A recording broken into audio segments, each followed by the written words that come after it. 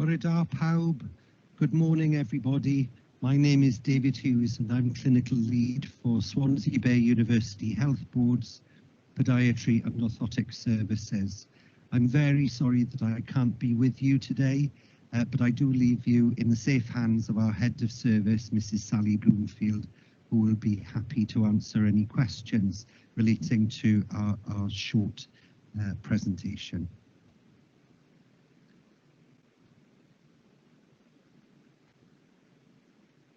Historic referral processes, such as those that remain in many other services across the country, can't always be reconciled with the principles of prudent healthcare. Through these historic referral processes are barriers to public and professions working as equal partners in care. Paper referrals from healthcare professionals, predominantly GPs, illustrated to us paternalistic one-way transactions, resulting in high levels of patient passivity and dependency, which contributed to failure to attend rates of above 10%. 42% of our referrals received from healthcare professionals lacked the requisite information. Unless urgent need could be identified, routine waits from referral to treatment was 14 weeks. Inability to effectively identify greatest need from the referral became increasingly harmful as demand was increased by 40% annually. Increasing waiting times and delays in meaningful assessment and treatment prevented patients being seen when they needed us most. And the impact being preventable deteriorations, more severe symptoms on presentation, later presentation, and poorer prognosis. Evaluation of the historic models highlighted significant waste and harm across services. Prior attendance with others, including GPs and hospital services, was unnecessary and often led to unnecessary and potentially harmful interventions, including the prescription of antibiotics and analgesics. Care was not always patient-centred and took a more one-size-fits-all approach in response to clinical risk factors. Historic models ignored the contributions that patients and carers can make to achieving optimal outcomes and failed to acknowledge the real risks associated with patient ambivalence to self-management. Need was therefore over and underestimated, resulting in waste and potential harm.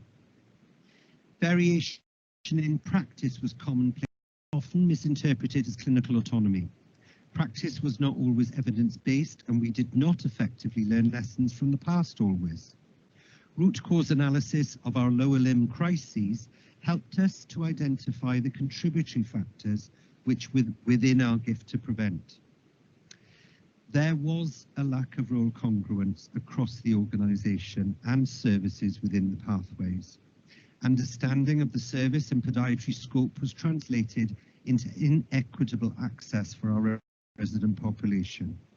There was a significant variation in the level of focus placed on upstream prevention, and there was a paucity in structured evidence-based approaches to increasing the knowledge, the skill, importance and confidence to prevent illness and promote wellness.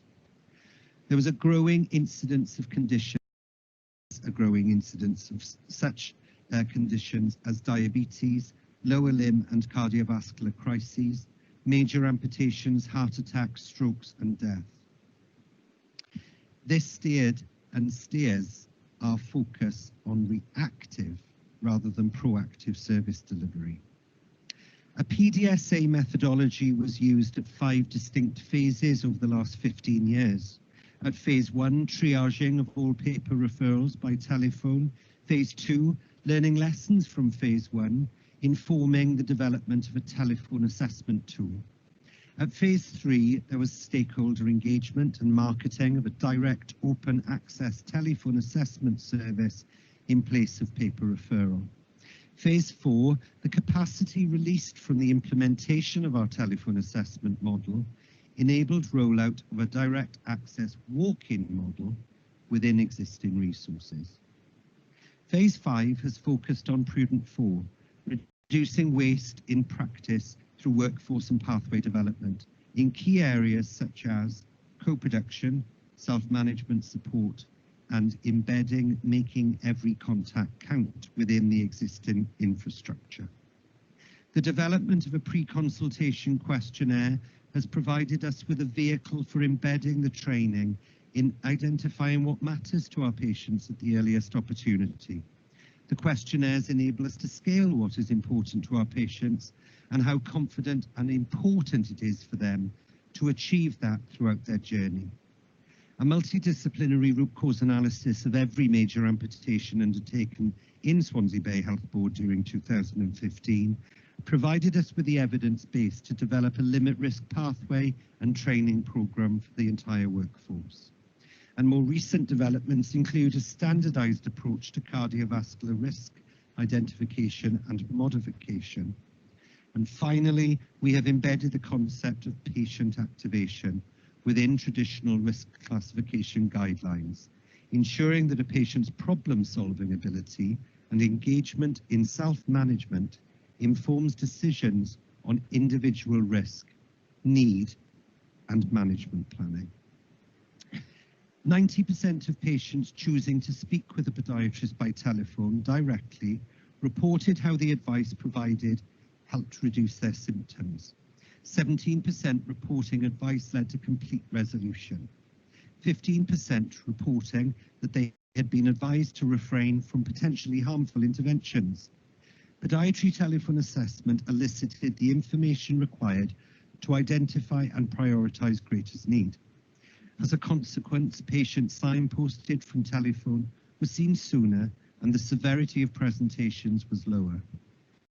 Discharge of telephone assessment released clinical capacity to reduce waiting times, and patients signposted to clinic following telephone assessment were much more likely to attend. We were able to analyse demand and referral activity robustly, working with referrers to address reasons why their patients were less likely to contact podiatry directly themselves. Sharing this learning with our GP colleagues has resulted in more effective signposting to podiatry without prior GP contact. As a direct impact of co-production and self-management support, we are able to demonstrate an increase in patient-reported importance and confidence to engage as equal partners in the management plan. During 1 month review of 627 walk-in patients, it was identified that as a result of a single walk-in contact, the number of patients reporting full confidence to engage in agreed management plans increased by 69%.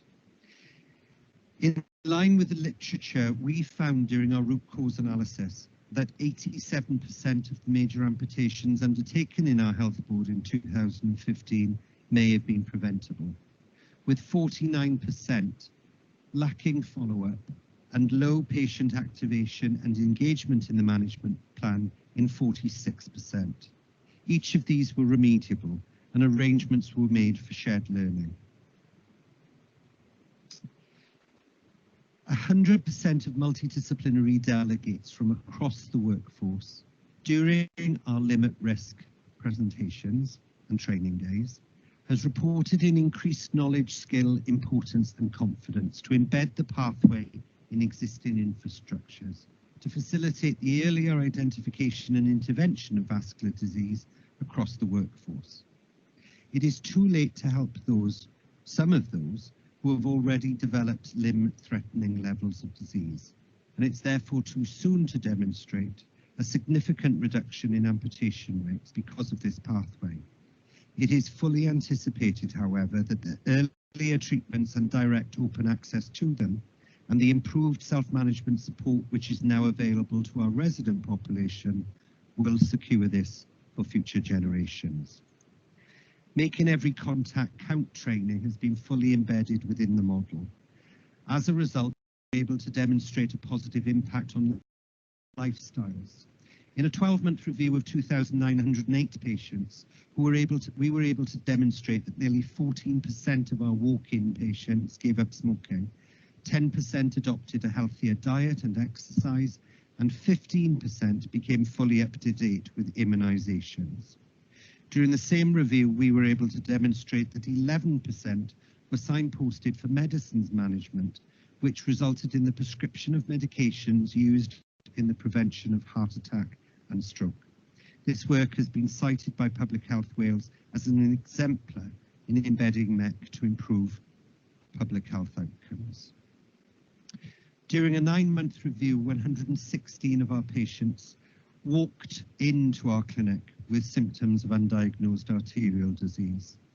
During a more recent review of over a 5-month period, 217 attended were diagnosed with mild to moderate arterial disease, and risk modification was initiated effectively.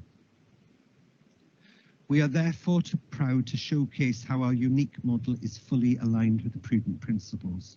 Co-production principles underpin the model and enable us to maximize existing resources.